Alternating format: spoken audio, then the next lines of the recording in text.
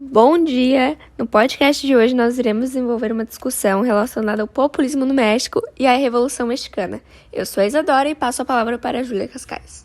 Bom dia! Então, Isa, em relação ao populismo no México, eu acho importante a gente ressaltar o Lázaro Cárdenas, que foi, sem dúvidas, a principal figura, e ele se beneficiou da luta contra o fascismo e a crise econômica para fortalecer o Estado, evitando as interferências estadunidenses e realizando reformas que beneficiassem o país, a burguesia nacional e os mais pobres.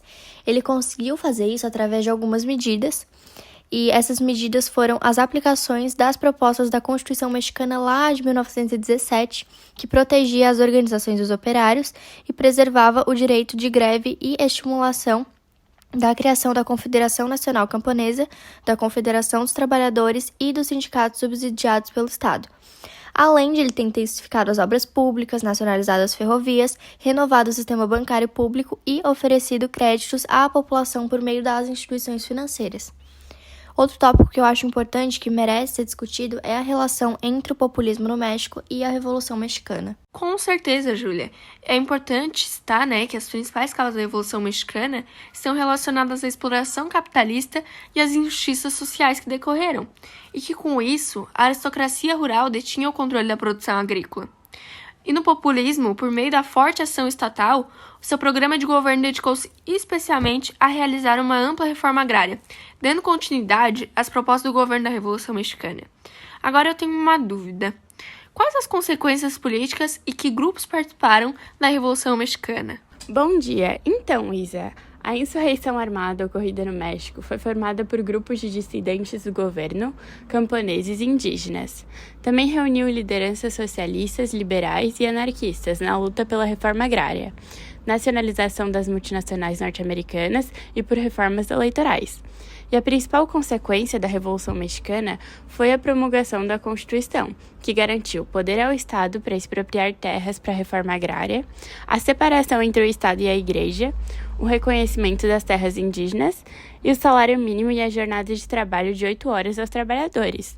Mas além disso, eu queria saber, como as questões indígenas e agrárias foram abordadas durante a Revolução Mexicana?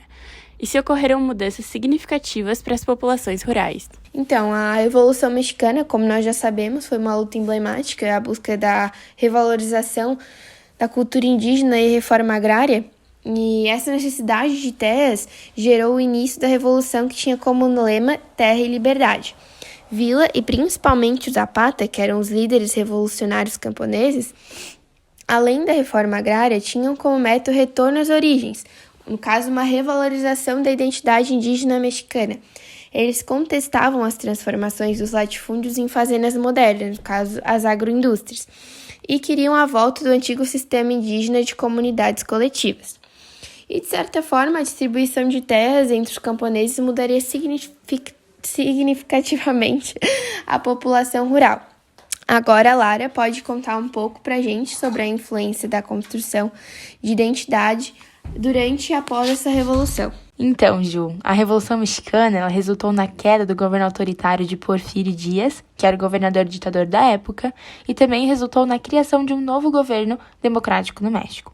Como já foi comentado anteriormente, a Revolução Mexicana teve uma série de consequências políticas, sociais e econômicas que mudaram profundamente o México e tiveram um grande impacto na região latino-americana.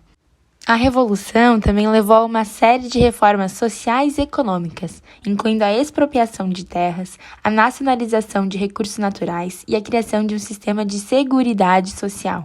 Isso beneficiou a maioria da população e ajudou a reduzir a desigualdade social e econômica no país. Mas também tiveram grandes impactos na região latino-americana que inspiraram outras revoluções na América Latina. Ela foi vista como um marco importante na luta pelos direitos dos trabalhadores e pelo progresso social, e foi lembrada como um importante momento de mudança na história da região. E isso segue até hoje.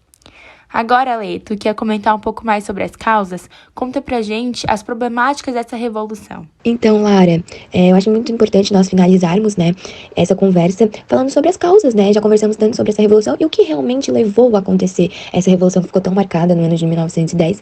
Então, eu posso destacar aqui com toda certeza que foi a forma autoritária, que o Porfírio, ele governava o México e, como consequência dessa má administração, o aumento da pobreza no estado todo o Estado mexicano, né? Então, como as meninas já falaram, o principal objetivo desses grupos, né, dos líderes que eles formaram em torno dessa revolução, era a realização de reformas que amenizassem essa desigualdade social entre todos os componentes da realidade mexicana. E principalmente, como a Ju falou, a reforma agrária era a prioridade desse grupo, né, para tentar trazer mais, né, a igualdade social, porque estava muito feio nesse período, principalmente entre os indígenas, as classes mais baixas, entre outros.